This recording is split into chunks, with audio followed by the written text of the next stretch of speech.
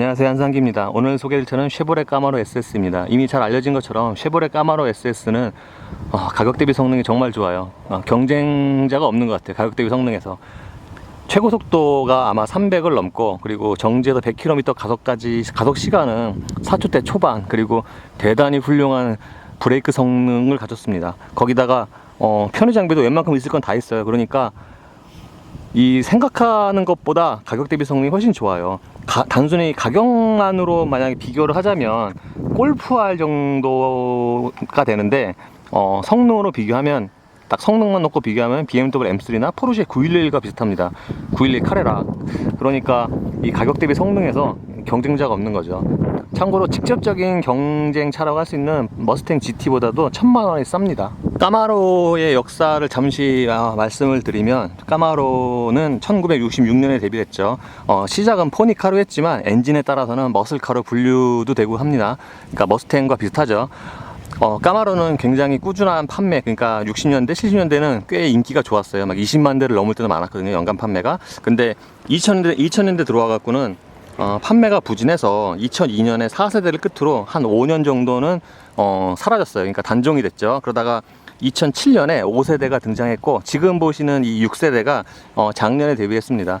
6세대의 경우에는 2.0 터보와 V6 그리고 SS 모델, 이렇게 세 가지로 나오는데, 지금 보시는 모델이 SS입니다. SS는 역사가 까마로만큼 깊어요. 그러니까 초대 모델에도 SS가 있었어요.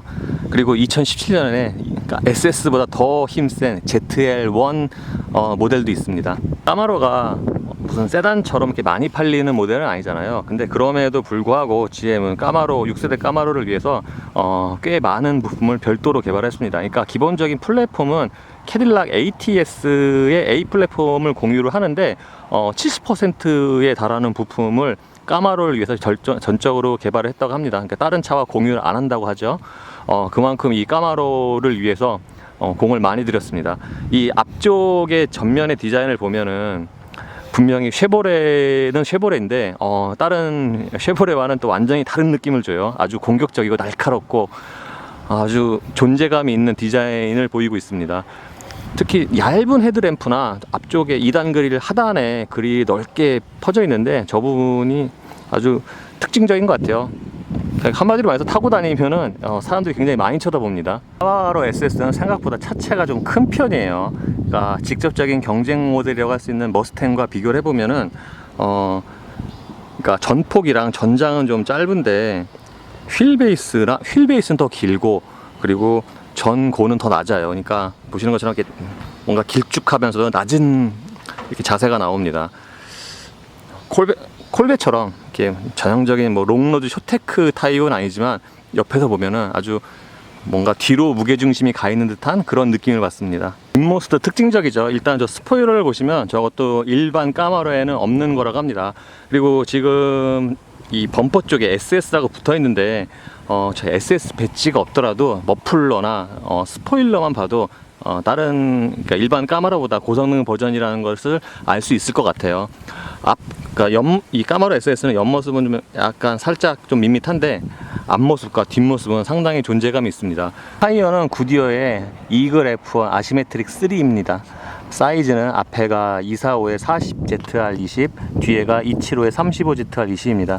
이 타이어가 럼플렛 타이어인데, 성능으로 보면은 럼플렛이 아닌 게 좀 더 유리하다고 생각이 됩니다. 그리고 이 20인치 알로이 휠은 굉장히 튼튼해 보이죠, 아주. 그리고 지금 저 캘리퍼에 보시면은 까마로라고 써 있는데, 브레이크 자체는 브렘버가 공급을 했습니다. 까마로 실내에 그게 큰 기대를 안 했는데, 내장재라든가 뭐 실내 구성이 제 기대 예상보다 훨씬 좋습니다. 뭐 전통적으로 사실 쉐보레가 내장재 플라스틱이 그렇게 좋지가 않은데, 이 까마로 SS는 뭐 꽤 괜찮아요. 그러니까 뭐 내장재가 고급스러운 건 물론 아니지만, 적어도 이렇게 싼 티는 나지 않거든요. 송풍구라든가 저 기어레버 주변에는 금속도 있고, 이렇게 여러 가지로 아주 신경을 좀 많이 쓴 것 같습니다. 까마로 SS 같은 차의 성격에서 이 시트를 빼놓을 수가 없죠. 이 까마로 SS는 시트도 사실 굉장히 마음에 드는데, 가장 일단 좋은 거는 포지션이에요. 포지션. 그러니까 시트 포지션이 낮게 내려갑니다. 그러니까 낮은 포지션을 선호하는 사람도 이렇게 충분히 만족할 수 있을 만큼 포지션이 낮게 내려가요. 뭐 그렇다고 로터스 엑시즈만큼까지 낮게 내려가는 건 아니지만 어쨌거나 충분히 포지션은 낮게 내려가고, 포지션을 가장 낮췄을 경우에는 보닛이 잘 안 보여. 이렇게 껑충해. 그러니까 보닛이 거의 눈 시야와 거의 비슷하고요. 특히 팔꿈치를 지금처럼 가장 낮게 한 상태에서 팔꿈치를 도어에 걸치면은 약간 좀 어색하죠. 그리고 이 시트의 경우에는 의외로 쿠션은 좀 약간 그러니까 완전히 딱딱한 편은 아니고 약간 있는 편이고요. 허벅지를 잡아주는 기능성이 좋습니다. 쿠페라서 그런지 문짝이 굉장히 길고 그리고 무겁습니다. 그리고 외부의 그 측면 바디라인보다 오히려 이 도어 트림의 굴곡이 더 멋있는 것 같아요. 전 처음에 그리고 도어 포켓이 없는 줄 알았어요. 알고 보니까 이 끝에 이렇게 조그맣게 있습니다. 뭐 중요한 건 아니죠. 유리는 뭐 상하향 모드 원터치이고요. 스티어링 휠의 경우에 딱 보시는 것처럼 이렇게 D컷 스티어링인데, 이 D컷이 문제가 아니라 일단 지름도 작고 딱 잡았을 때 뭔가 팔꿈치가 좀 오므려져 갖고 아주 제대로 이렇게 딱 달리는 느낌? 그런 느낌이 나요. 그리고 아까 시트에서 아까 미처 말씀을 못 드렸는데, 이 까마로 SS는 원하는 운전 포지션이 굉장히 쉽게 나옵니다. 제가 자동차를 판단을 할 때 운전 포지션이 잘 나오냐 안 나오냐도 그 중에 하나인데, 이 까마로 SS는 운전 포지션, 그러니까 스티어링 휠을 포함한 운전 포지션이 굉장히 쉽게 나와요. 이쪽에는 여기 있는 버튼 3개는 HUD 버튼이고요. 바로 위에 있는 동그란 거는 계기판 밝기 조절입니다. 가격 대비 성능이 좋아서 뭐 다 만족스럽긴 한데, 이렇게 워낙 좋으니까 이왕이면은 페달도 좀 알로이를 적용했으면 어땠을까 싶네요. 좀 전에 말씀드린 것처럼 까마로 SS는 실내에도 꽤 디자인에 신경을 많이 썼어요. 지금 보시는 것처럼 이 도어 트림의 굴곡도 있지만 이 대시보드에도 굴곡이 꽤 있어서, 굴곡을 많이 줘서 아주 멋이 있습니다. 이 모니터의 경우에는 좀 약간 좀 특이해요. 보통 자동차의 모니터는 이렇게 반듯하게 이렇게 있잖아요. 반듯하게 있거나 약간 좀 누여 있잖아요. 근데 이 까마로는 이렇게 약간 안쪽으로 이렇게, 그러니까 운전자 쪽으로 약간 좀 기울어져 있는 것 같아요. 그래서 뭐 이렇게 시인성이 떨어지는 건 아니지만 시각적으로 약간 좀 특이합니다.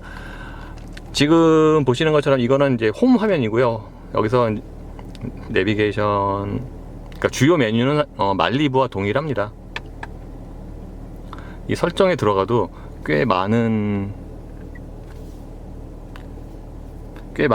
메뉴가 있어요. 정말 말리부와 동일하네요. 그러니까 편의 장비도 꽤 잘 갖췄다라고 이렇게 말씀드릴 수 있겠습니다. 이 밑에, 이 모니터 밑에는 이제 공조장치 버튼이 쭈르륵 있는데, 이 버튼들은 좀 작아서 이 차가 좀 빠르잖아요. 그러니까 빠르게 달리면서 이렇게 조작하기에는 사실 약간 좀 힘든 면이 있어요. 그리고 이 까마로 SS 실내에는 또 특징적인 게 하나 있는데, 바로 이 공조장치 송풍구거든요. 요즘 나오는 대부분의 신차들이 이 송풍구의 디자인에 신경을 많이 쓰는 편인데, 이 까마로 역시 그렇습니다.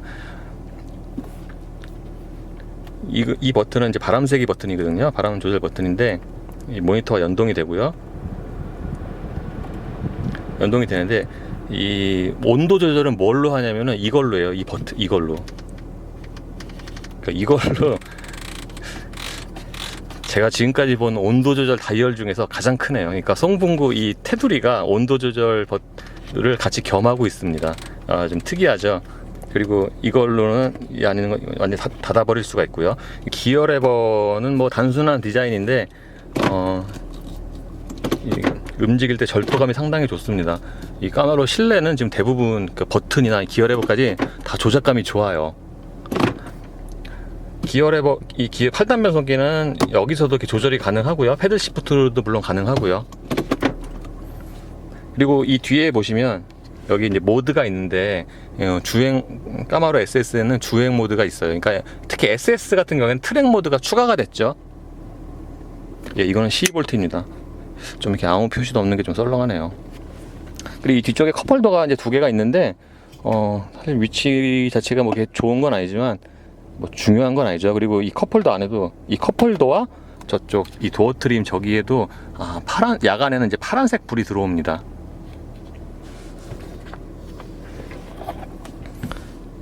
그리고 이 안쪽에 센터 콘솔 박스에는 컵홀더가 아니라 USB 포트가 2개가 있습니다. 이것도 역시 뭐 큰 편은 아니지만 뭐 그냥 그럭저럭 요긴 하죠. 그리고 까머라 SS는 이 뒤에 보시면 이거는 이제 무선 충전 장치예요. 그러니까 편의 장비가 진짜 웬만한 건 다 있죠. 참고로 이 차 저기 통풍 시트도 있어요. 통풍 시트죠. 말리부보다 낫네요. 파란불 들어오고. 그러니까 제가 여러 번 말씀드린 것처럼 이 차는 굉장히 많은 편의 장비가 있어요. 거기다가 HUD까지 있죠. HUD에는 사실 이렇게 표시되는 정보가 그렇게 많지는 않은데요. 그러니까 이 차의 딱 성격에 맞게 달리기 위한 그런 필요한 정보, 그러니까 속도와 횡지, 회전수 이렇게 이런 정보들이 표시가 됩니다. HUD는 이제 높낮이 조절이 이쪽에서 가능하고요.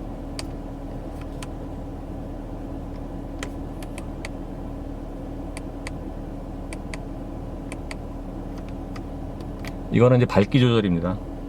까마라 SS 계기판 디자인이 현란하죠. 그러니까 양쪽에 타코미터와 속도계가 배치가 돼 있고 저 위에 연료 게이지, 수온계, 전압계 뭐 이렇게 4가지 그러니까 다른 보통 차에는 없는 게이지들이 2개가 더 추가가 됐어요.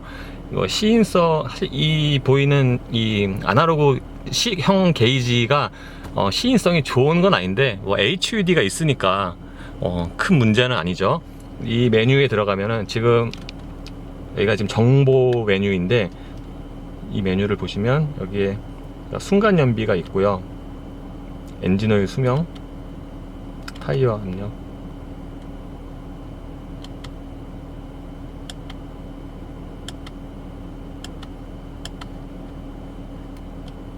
이렇게 있습니다. 그리고 이 달릴 때 이제 중요한, 이 차에 참 중요한 성능에 보시면 이제 횡지가 표시가 되고요. 포르쉐도 911도 이런 게 있죠. 이거는 이제 초를, 그러니까 제로에서 100km 초를 잴 수가 있는 거예요. 그러니까 자동으로 딱 100km가 되면은 세팅하고 달리면,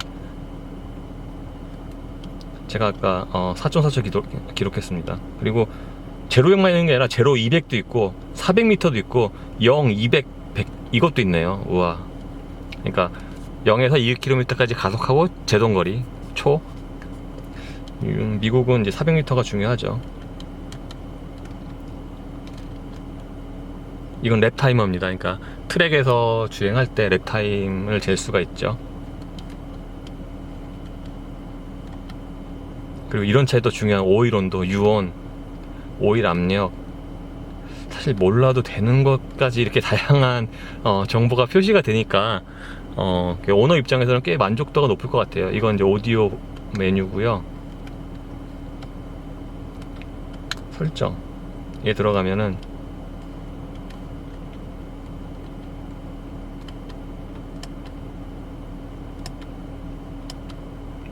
이런 메뉴들이 있습니다. 여기에 약간 좀 특이한 게 하나 있어요. 그러니까 이게 말씀드린 것처럼 이게 계기판 밝기 조절 버튼이거든요. 밝기 조절 버튼인데 이거를 끝까지 돌리면 딱 하고 켜지는데, 이게 뭐가 켜지냐면 이 실내등이 켜져요. 그러니까 이 계기판 밝기 조절 이 버튼에 실내등 버튼이 같이 있는 거죠. 물론 실내등은 또 따로, 또 여기 버튼도 따로 있고요. 그러니까 요거 좀 약간 특이합니다. 썬루프 당연히 있죠. 근데 썬루프 면적이 큰 편은 아니지만 뭐 있는 게 어딥니까. 약간 좀 특이한 것 중에 하나 발견했는데, 이 선바이저의 경우에 이렇게 내리면은 이걸 열면 이제 불이 켜지거든요. 근데 약간 좀 이렇게 텀을 두고 밝아지죠. 중요한 건 아니지만 2열 한번 살펴보겠습니다. 지금 제 이 시트가 제 운전자에서 맞춰놓은 건데 성인 못 앉아요. 2열에. 예. 포르쉐 911과 뭐 거의 비슷한 수준이라고 보시면 될 것 같고, 결정적으로 헤드룸이 굉장히 적습니다. 트렁크 용량은 이 정도 됩니다. 이 정도 용량 있는 게 어딥니까. 이게 지금 폭은 좌우 폭은 좁은데 은근히 상하 높이가 커서 뭐 여러 가지 물건 좀 넣을 수가 있을 것 같아요. 까마로 SS는 이 엔진만 갖고도 좀 얘기를 한참 해야 될 정도로 의미가 있는 엔진입니다. 일단 이 엔진은 뭔가 좀 특별해요. OHV 엔진 먼저 말씀을 드리면, 요즘에 나오는 대부분의 신차는, 거의 대부분의 신차는 SOHC 아니면 사실 이제 SOHC도 거의 없죠. DOHC잖아요. 그러니까 캠샤프트가 헤드의 위쪽에 있어요. 근데 지금 보시는 이 OHV 엔진은 그러니까 캠샤프트가 블록에 장착이 돼갖고 거기에 있는 이 푸시로드로 밸브를 열고 닫아요. 그러니까 이 구조적인 특성상 기통당 밸브가 2개씩밖에 안 들어가요. 그러니까 효율이 떨어지죠. 그 구조적으로 이 차는 리터당 마력, 그러니까 고회전도 힘들고 그에 따라서 효율이 떨어진다. 반면에 이제 저속 토크는 좋죠.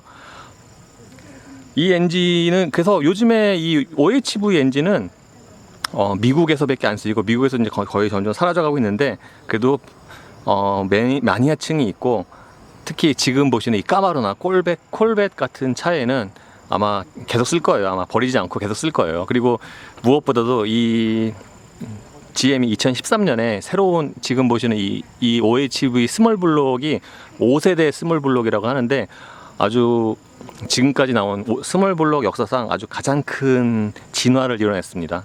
이 5세대 스몰 블록 엔진은 2013년에 발표가 됐고, 그 다음에 콜벳에 가장 먼저 탑재가 되는데, 그러니까 콜벳과 같이 쓰는 엔진이죠. 출력은 좀 약간 다르지만, 뭐 출력은 약간 달라도 한 20% 정도의 부품은 이 까마로 SS를 위해서 따로 개발했다고 합니다.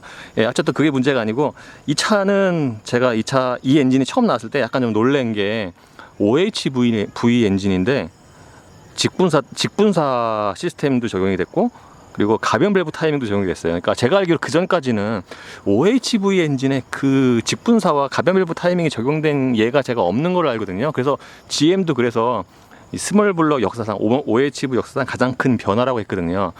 그러면서 이 엔진의 효율이 굉장히 좋아졌어요. 그러니까 출력도 좋아졌지만 토크 밴드도 넓어지고, 토크 밴드의 경우에는 그러니까 구형 Z06에 비해서 토크 밴드, Z06의 7리터 엔진 있잖아요. 그거와 거의 비슷한 토크를 발휘를 합니다.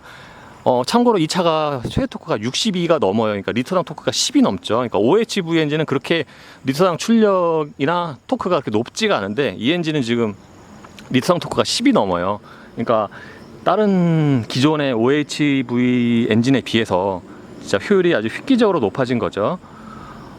그리고 이 엔진은 또 여기 보시면 이 덱소스라고 있죠. 저게 이제 엔진 오일인데, 그러니까 효율을 높이기 위해서 반대로, 그러니까 저항을 줄이기 위해서 덱소스의 그 반합성 제품, 저게 이제 반합성 제품을 사용한다고 하네요, 이 차가. 그러니까 효율 높이기 위해서 하여튼 여러 가지로 신경을 굉장히 많이 쓴 엔진이죠.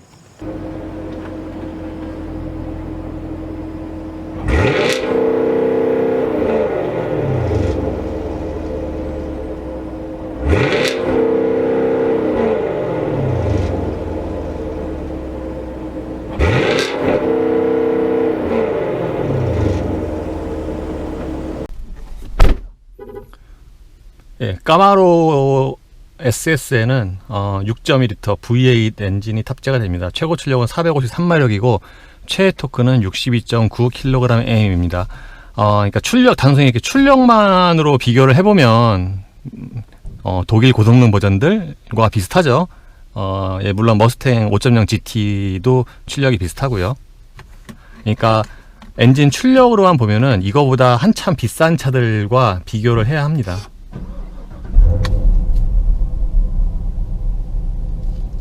예, 엔진 시동을 걸면은 이렇게 한 바퀴 세레모니가 이루어지는데, 의외로 이 배기 사운드가 그렇게 크지가 않아요. 그러니까 예를 들면 뭐 C63 AMG 같은 거 시동 키면 뻥 하고 그냥 이제 나 시동 켰다, 이제 준비한다, 뭐 이런 식으로 다 알 수 있게 그렇게 소리가 굉장히 큰데, 이 까마로 SS는 의외로 조용해요. 미리 말씀을 드리면 이 까마로 SS는 의외로 조용해요. 의외로 조용해요. 그러니까 뭐라 그럴까, 그러니까 일상 용도로도 타고 다닐 수 있을 만큼 뭐 승차감도 괜찮고 조용하고, 그러니까 기본적으로 이 OHV 엔진이 좀 뭐라 그럴까, 음이 좀 낮거든요. 그러니까 DOHC에 비해서 음이 좀 낮아요. 그래서 이게 또 이제 OHV 엔진의 매력이죠. 음이 낮아서 사실 가속을, 그러니까 급가속을 할 때에도 그렇게 소리가 막 이렇게 왕 하고 아주 고해전 하이 소프라노 소리가 나진 않아요. 이렇게 좀 깔리는 편입니다. 예, 어쨌거나 이 차는 의외로 평상시에, 그러니까 데일리카로도 타고 다닐 수 있을 만큼 편해요. 이거 좀 의외죠. 그러니까 450마력이 넘는 차의 엔진인 것을 감안을 하면은 이렇게 편하게 타고 다닐 수 있다는 이런 컨셉이 좀 되게 좋은 것 같아요. 그러니까 이 차를 이렇게 세컨드카 개념이 아니라 그러니까 평상시에도 타고 다닐 수 있게 그렇게 만든 것 같아요. 보통 이 정도 성능이면은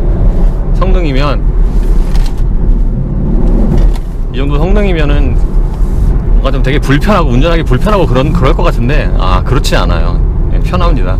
그리고 물론 이제 운전 감각은 조금 달라요. 왜냐면 이게 보통의 세단이나 그런 차들에 비해서 좀 이렇게 보닛이 좀 길거든요. 좀 길어요. 길고 시트 포지션을 가장 낮게 하면은 이렇게 앞이 좀 잘 안 보이고, 그래서 좀 그런 운전 감각에 좀 차이는 있습니다. 그리고 이 앞유리 같은 경우에도 이 상하 폭이 좀 좁은 편이라서 그러니까 제가 원하는 운전자세 딱 맞추고 나면은 여기가 좀 걸려요. 여기가. 예. 뭐 요런 이렇게 운전할 때 그런 감각의 차이는 있고, 대신에 그리고 후방 시야도 이제 물론 좀 제한적이긴 하죠. 대신에 이 또 좌우 시야, 그러니까 사이드 미러의 좌우 시야 있잖아요. 사이드 미러의 또 좌우 시야는 또 굉장히 좋아요. 그러니까 무슨 뭐 911처럼 엉덩이가 툭 튀어나왔고, 거기 911은 이렇게 잘 맞춰도 엉덩이가 거의 사이드 미러에 거의 반 정도 이렇게 잠기잖아요. 그래서 좀 제한적인데 이 차는 그렇진 않아요. 까마로 SS로 한 80km 이렇게 천천히 달리면은 타이어 소리만 들려요. 엔진 소리 거의 안 들려요. 왜냐하면 이게 지금 80km로 달리면은 엔진 회전수가 뭐 한 1200, 1300 정도밖에 안 되거든요. 기본적으로 이 차 엔진음이 좀 낮은데 이렇게 천천히 달리니까 회전수 낮으니까 타이어 소리만 들리는 거죠. 타이어 소리는 좀 큰 편입니다. 뭐 방음 뭐 안 해도 상관없죠, 이런 차는. 그리고 공회전 때는 좀 진동도 좀 있는 편이고요. 진동이 보통 차들은 이렇게 짧게 주파수가 짧잖아요, 이렇게 파장이. 근데 이 차는 좀 이렇게 넓어요. 예, 뭐 이런 것도 다 이렇게 이해를 해줄만 합니다.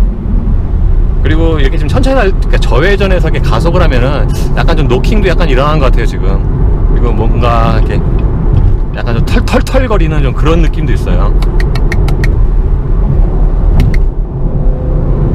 지금 회전수 4000rpm인데도 그렇게 소리가 그렇게 크지는 않죠.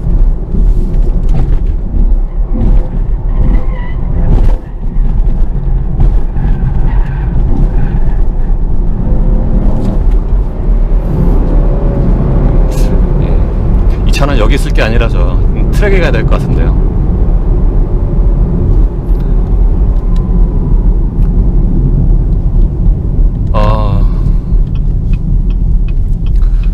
이 차가 그러니까 보통 그렇게 생각하기 쉽잖아요. 저도 그렇게 생각을 했는데, 그러니까 8기통에 6.2L 큰 엔진을 넣었으니까 앞이 되게 무거워서 뭔가 좀 이렇게 코너 회전 성능은 좀 떨어지지 않을까라고 이렇게 생각을 하는데, 그러니까 아닌 것 같아요.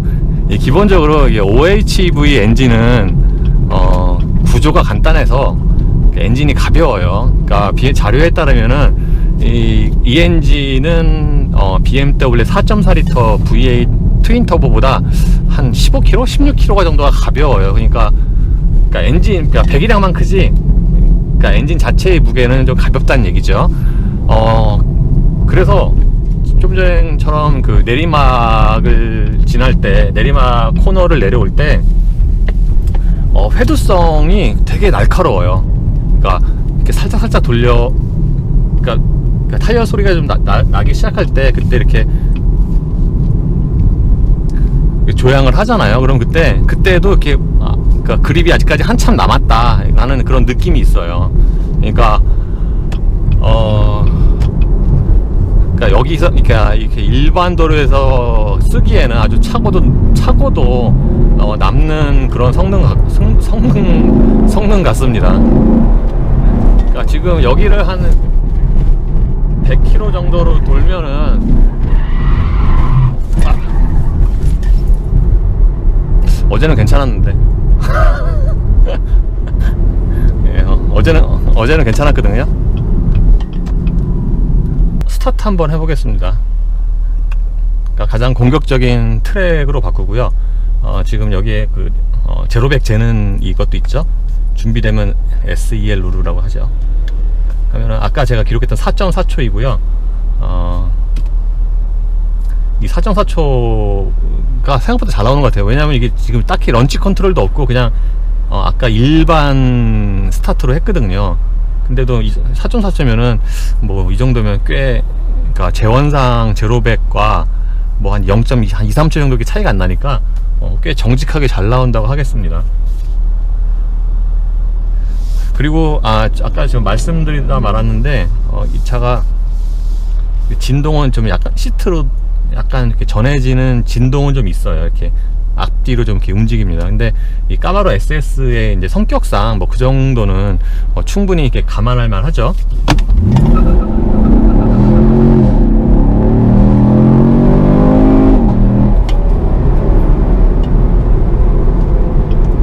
예, 지금은 4.7초 나왔는데 그러니까 정지에서 100km가 4.7초가 나왔는데 출발하는 곳이 약간 이렇게 약간 언덕이거든요. 그래서 아까보다 좀 덜 나온 것 같아요.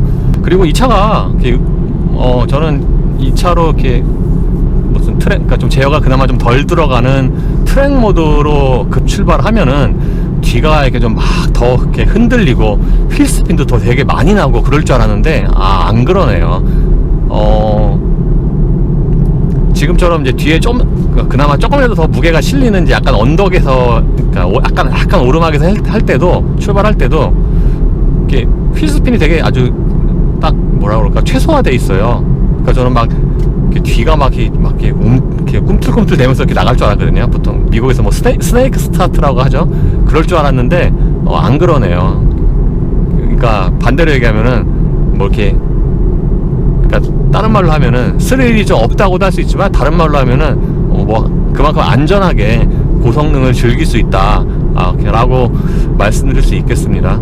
주행 모드는 그러니까 일반 까마로 SS는 에는 없는 트랙 모드도 있어요. 그러니까 트랙 모드가 가장 이제 공격적인 모드죠. 이 모드에 따라서 그러니까 MRC 마그네틱 서스펜션이랑 뭐 변속기, 파워트레인 이런 게 다 변하는데 지금 저는 좀 제가 좀 둔해서 그런지 의외로 그 모드에 따른 그런 그 차이가 그렇게 크지는 않은 것 같아요.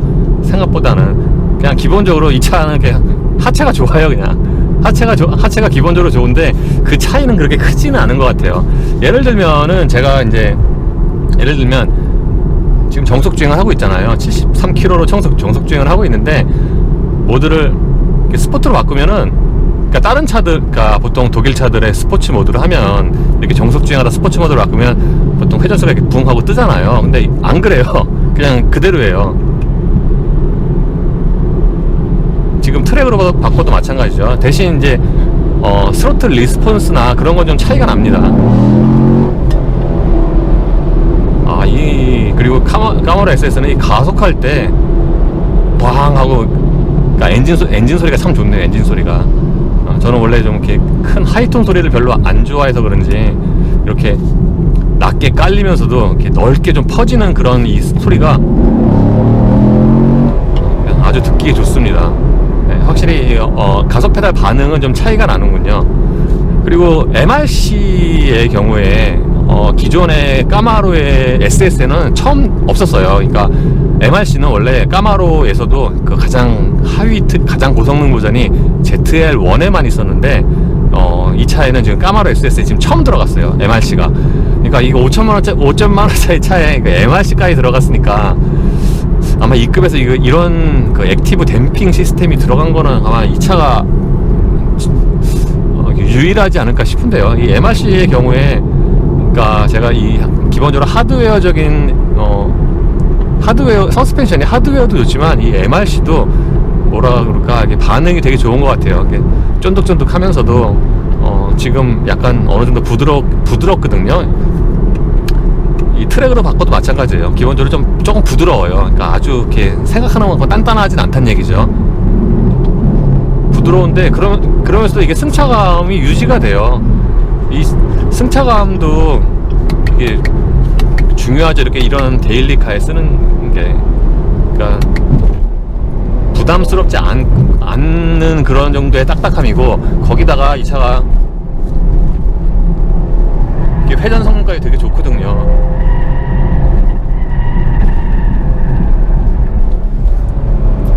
그리고 회전할 때는 나는 진짜 뒷바퀴 굴림이다라는 걸 좀 확실히 좀 더 강조하는 그런 느낌이 있어요. 그러니까 방금 코너, 이렇게 내리막 코너 이렇게 쫙 내려올 때 돌리는 것보다 아주 약간씩 조금씩 좀 이렇게 더 돌아가려고 하는 그런 느낌이 있습니다. 그러니까 전통적인 그런 뒷바퀴 굴림의 그런 특성, 느낌, 그런 게 좀 살아 있어요. 까마로 SS의 가속력은 딱 예상한 만큼입니다. 뭐 기본적으로 배기량이 크고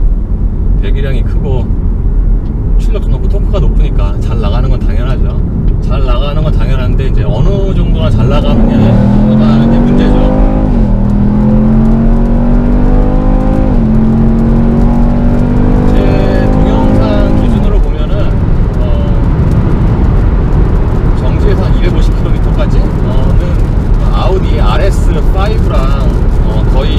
거의 비슷하더라고요. 차 가격은 차이가 무지하게 많이 나는데, 가속력만 보면은 그거 아우디 RS5와 거의 비슷합니다. 그리고 제가 M3는 없어서 모르겠는데 포르쉐 911 3.0 트윈 터보와도 그게 큰 차이가 안 나요. 물론 이제 속도가 높아지면 높아질수록 가속력 차이가 벌어지긴 하는데, 그거와도 좀 어느 정도는 비교될 만해요. 그러니까 뭐 완전히 상대도 안 된다라고 할 정도는 아니고, 어느 정도는 비교할 만합니다. 이 차는 그리고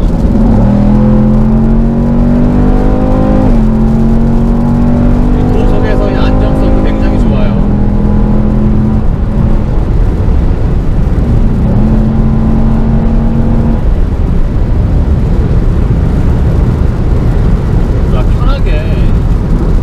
편하게 고속을 달릴 수도 있어서 뭔가 이 그랜드 투어링의 성격도 있지 않나 싶기도 합니다. 이 까마로의 고속 안정성 역시도 그러니까 가속력은 제가 예상한 만큼인데, 이 고속 안정성은 제가 예상한 것보다도 훨씬 좋아요. 어떻게 보면은 그러니까 비슷한 출력의 이 독일 그 고성능 차들과 비교를 해도 이 고속 안정성은 이렇게 손색이 없습니다. 거기다가 이게 911처럼 막 이렇게 고속에서 911 딱딱하잖아요. 스포츠 플러스라고 딱딱해서 고속으로만 달리면 진짜 핸들을 꽉 잡고 달려야 되는데, 어떻게 보면 이게 심리적으로 보면은 이 까마로가 그거보다 좀 더 운전하기가 쉽지가 않나, 고속으로 달리기가 더 쉽지가 않나, 그런 생각도 해봅니다.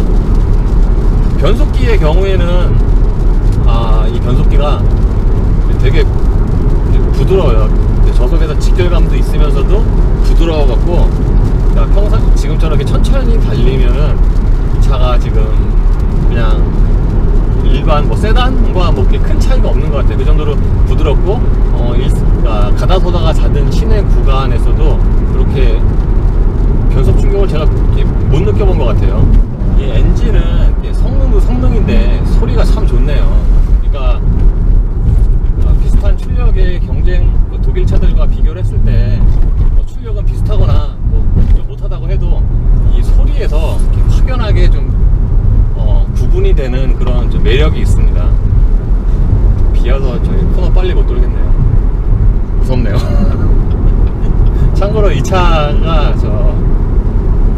회전 성능이 GM에 따르면 회전 성능이 무척 좋아졌는데, 이게 얼마나 좋냐 하면은 구형 까마로에 1L2 패키지라고 있었어요. 그게 이제 거의 트랙 위주로 타는 그런 성격의 차로 만든 패키지인데, 이 까마로 SS가 이 회전 성능이나 핸들링 성능이 구형 1LE보다 더 좋다고 합니다.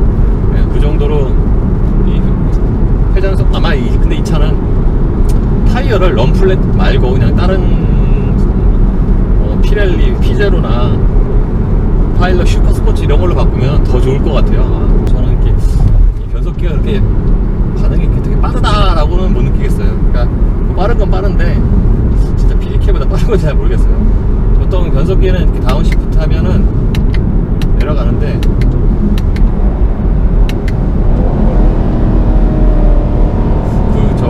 회전성 보상 기능 있잖아요. 그게 조금 지금 이 차가 약하거나 없는 것 같아요. 그리고 이 기어비의 경우에는 이제 추력이 세니까 널찍널찍합니다. 2단에서 지금 2단인데 2단에서 저 100km, 2단에서 100km를 찍어요. 최고속도는 아마 6단 또는 7단에서 나올 것 같습니다. 그리고 다른 많은 GM의 변속기들처럼 수동 조작을 하면은 자동으로 시프트업이 되지가 않아요. 그러니까 대략 한 6,500 rpm 정도가 되면은 그러니까 퓨얼카스, 그러니까 연료 차단에 걸리거든요. 그러니까 그 전에 그러니까 수동 조작을 하려면 그 전에 변속을 해야 돼요. 안 그러면은 그 퓨얼카스에 걸려갖고 오히려 더 가속이 늦어요. 제가 올린 가속 영상을 보시면은 첫 번째 거는 제가 패들 시프트로 수동 조작을 했고, 두 번째 거는 그냥 뒤에 놓고 달렸는데, 제가 패들 시프트 조작을 그러니까 이 조작을 한 2번 실수를 했어요. 그러니까 시프트업이 늦었죠. 그러니까 그냥 뒤로 달리는 것보다 오히려 늦더라고요. 그러니까 이게 고단에서는 괜찮은데, 그러니까 RPM 상승이 되게 빠른 1단과 2단에서는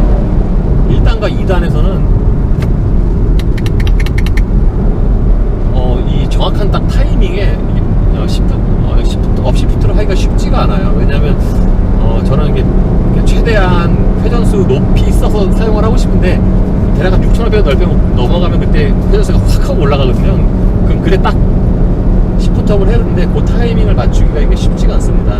좀 익숙해져야 되는데 이게 좀 단기간에 익숙해지기는 쉽지가 않아요. 그래서 한 1, 2단에서 수동으로 가속을 할 때는 대략 한 6,000 rpm 정도에서 그냥 시프트업을 하는 게 제일 빠른 것 같아요. 진짜 이게 엔진 소리가 좋네요. 엔진 소리가 진짜 차 전체로 이렇게 쫙 하고 퍼지는데 이 소리가 정말 좋네요. 2단에서 이렇게 가속할 때 이게 지금 6,000 rpm 넘어서 이게 변속을 하면은 오히려 좀 뭐라 그럴까, 변속이 늦어요. 오히려 차라리 그냥 대략 한 6,000 rpm 조금 넘었을 때 그냥 해버리면은 그때 되면 변속이 착착착 이루어지는데, 욕심내서 더 높은 회전수에서 변속을 하려고 그러면 좀 늦습니다. 그리고 이 엔진이, 변속기가 또 제가 좀 내구성이 좀 좋다고 좀 느낀 것 중에 하나가, 어제가 제가 여러 번 하면서 변속 실수를 좀 많이 했어요. 그래가지고 많이 하니까 이게 이 변속기에서 약간 좀 타는 냄새가 나더라고요. 그래가지고 이거 좀 변속기 성능이 떨어지는 게 아닌가라고 좀 걱정도 했는데, 다행히 어제 오늘까지 별 문제 없이 잘 쓰고 있습니다.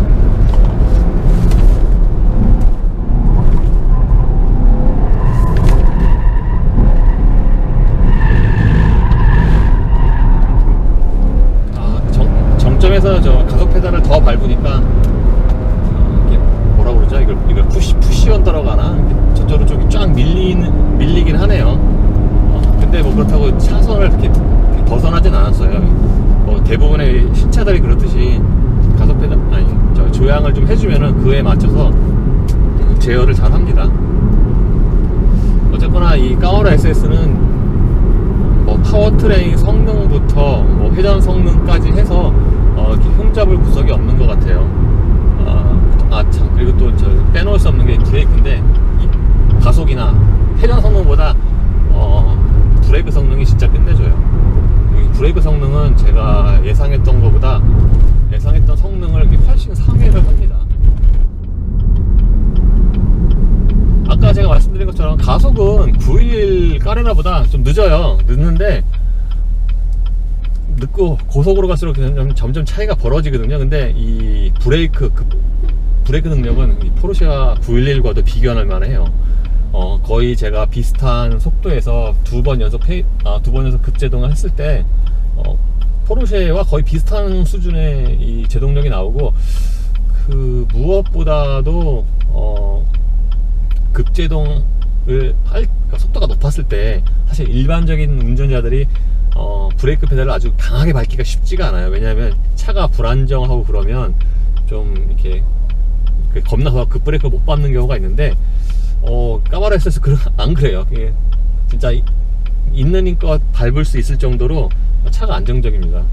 그래서 브레이크 같은 경우에는 그 높은 속도에서도 제가 어저께 여러 번 했는데도 불구하고 계속 일정하게 성능이 나옵니다. 그러니까 주행 성능에서는 제동력이 까마로 SS의 가장 큰 장점이라고 할 수 있겠습니다. 그리고 아주 높은 속도에서는 뭐라 그럴까, 차는 안정적인데 이 앞쪽 부분이 좀 떨려요. 앞쪽 부분이 좀 이렇게 좌우로 좀 떨려요. 그러니까 얼마나 떨리냐 하면은 저 HUD가 있잖아요. HUD가 이렇게 떨려서 HUD의 글자들이 이렇게 막 흐리게 보일 정도로 떨어요. 이렇게. 그거는 이게 원래 차가 그런 것인지 아니면 지금 이 차가 문제가 있는 것인지 잘 모르겠는데, 어쨌거나 아주 높은 속도에서는 앞쪽이 좀 이렇게 떠는 경향이 있어요. 그러니까 차가 이렇게 안정적인 것과는 별개로 앞은 좀 떨더라고요. 까마로 SS의 그러니까 LT1 엔진에는 가변 밸브 타이밍이랑 직분사만 있는 게 아니라 AFM, 그러니까 액티브 퓨얼 매니지먼트라고 그러니까 실린더 컷 오프 기능이 있어요. 실린더 컷 오프 기능은 그러니까 AFM은 그러니까 회사마다 좀 부르는 이름이 다른데, 가변 배기량이라고도 하고 실린더 컷 오프 또는 실린더 디액티베이션 이렇게 다 이름이 좀 제가 달라요. 근데 어차피 하는 기능은 같습니다.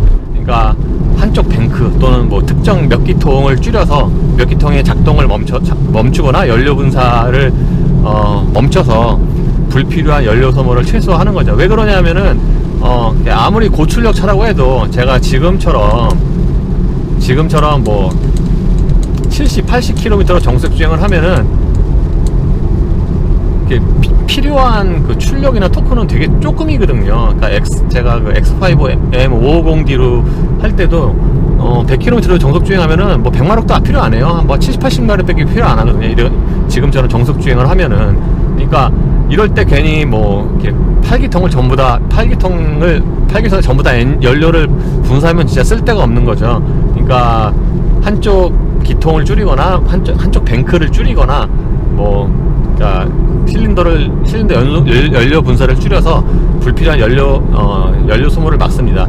딱 지금 제가 지금 여기 화면에 보이시는지 모르겠는데, 제가 크루즈 컨트롤로 80km 정속 주행을 하고 있어요. 그러면 이 계기판에 V4라고 녹색불이 뜨거든요. 그러니까 지금 이 차는 8기통이잖아요. 8기통인데 지금 4기통만 움직이고 있는 거죠. 아마 4기통에만 지금 연료 분사가 되고 있을 거예요, 아마. 그러니까 막말로 지금처럼 V4라고 뜨면은 지금 이 차는 V8 6.2L 엔진이 아니라 4기통 3.1L 엔진으로 움직이고 있다, 주행하고 있다라고 이해를 하시면 좀 더 쉬울 것 같아요. 그래서 이렇게 제가 지금 80이나 90 정도로 정속 주행을 하면은, 제가 93km 정도로 맞췄는데 하면은 정속 주행 연비가 보통 한 15에서 18km 리터당 그 정도 사이가 나와요. 그러니까 이 차의 출력 이런 건 생각하면 지금 굉장히 잘 나오는 거죠. 까마로 SS를 어제 오늘 타봤는데요. 지금 보통 까마로 SS는 가격 대비 성능이 되게 좋다라고 이제 말씀들을 많이 하시는데, 그거에 앞서서 어제 오늘 타보니까 일단 차 자체가 좋네요. 이건 까마로 SS는 지금 상품성이 되게 좋아요. 그러니까 장점이 굉장히 많아요. 제가 어제 오늘 타면서 단점이 무엇인가 이렇게 좀 찾아봤는데, 딱히 단점 단점이라고 할 만한 게 없어요 지금. 하다못해 뭐 잡소리라도 나면은 그 말씀을 드리겠는데 잡소리도 안 나요. 뭐 진동이나 소음이 좀 크긴 하지만 그거는 뭐 이 차의 성격에 맞춰서 보면은 그러니까 단점이 아니죠. 포르쉐 911 같은 차도 되게 시끄럽고 진동도 있는데 다 그런 거 넘어가잖아요. 그러니까 이 까마로 SS도 그런 맥락에서 보시면 될 것 같아요. 까마로 SS는 장점이 되게 많은데 일단 주행 성능이 되게 좋고, 주행 성능이 좋은데 단순히 그냥 좋은 게 아니라 이렇게 보통의 운전자도 이렇게 고성능을 이렇게 뽑아내기 좋아요. 예를 들면 아까 말씀드린 것처럼 이렇게 급발진할 때, 그러니까 최고 출력으로 급발진할 때 이렇게 뒤가 뭐 그렇게 많이 막 흔들리거나 휠스핀이 뭐 많이 나거나 그러지 않아요. 되게 그것까지도 잘 제어를 하면서 아주 빠르게 출발을 하고, 거기다가 이 매일 타고 다녀도 될 만큼 승차감도 괜찮고, 그리고 소리도 좀 조용한데 그러니까 지금처럼 살살 다니면, 그러니까 예를 들면 뭐 극단적인 예를 들면은 밤늦게 아파트 단지로 퇴근을 할 때도 이렇게 살살 오면은 뭐 이렇게 다른 사람들한테 이렇게 민폐를 끼칠 만한 음량은 아니에요. 그러니까 달릴 때와 밟을 때의 좀 차이가 좀 확실하게 나는 거죠. 그리고 고속 안정성도 좋고 브레이크도 좋고, 그러니까 여러 가지 면에서 장점이 되게 많습니다. 저는 이렇게 오래 산 건 아니지만 제 경험상 싸고 좋은 물건이나 차는 이렇게 없거든요. 없거나 진짜 거의 없는데 그런 차가 있어요.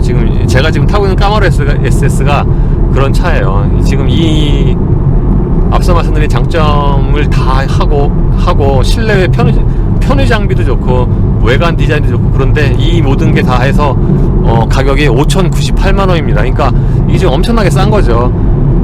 그러니까 가격으로만 보면은 뭐 골프 R 이런 거랑 비교를 하는데 성능으로 보면은 이거보다 훨씬 비싼 차들, 독일 차들과 비교를 해야 맞거든요, 성능으로 보면. 근데 그 차들은 가격이 이 차보다 뭐 최소 하여튼 2배 이상은 되니까 이 차가 지금 얼마나 지금 싸게 나가는지 알 수가 있죠. 이 차가 지금 5,098만 원인데 도대체 이게 원가가 얼마인지 궁금할 정도로 참 싸게 잘 나온 것 같아요. 싸고 좋은 물건, 싸고 좋은 차가 있는데 바로 이 차, 싸고 좋은 차가 바로 이 차인데 저는 그게 쉐보레에서 나올 줄 몰랐네요. 예, 이로써 쉐보레 까마로 SS의 시승을 마치겠습니다.